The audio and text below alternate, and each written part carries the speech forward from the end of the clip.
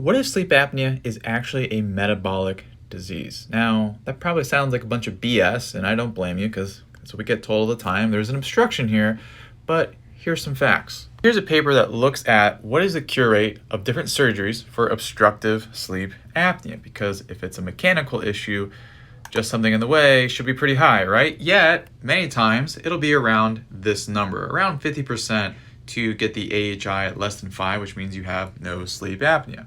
Now, if it was just a mechanical obstructive issue, why the heck is that not 100% or even 90% would be acceptable? Yet it's nowhere near that. But there's a little clue about one of the biggest factors that predicts the success of those surgeries. So here's the paper, and I think the title speaks for itself. Loop gain, I'll explain what that is in a moment. It predicts the response to upper airway surgery, and oftentimes when loop gain is good, surgery has good outcomes. But when loop gain is bad, people still have problems. This is how sleep apnea is largely a metabolic disease.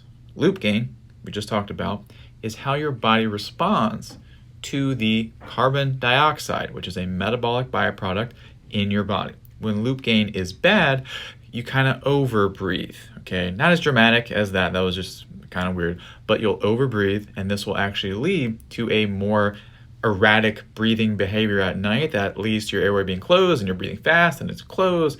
That is high loop gain. That's bad.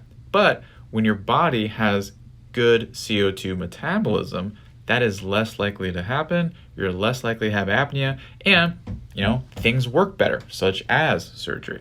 Now, even though it's a metabolic defect, you can actually change how your body responds to CO2 by doing certain breathing exercises that slow down your breathing so your CO2 system can readjust, if you will.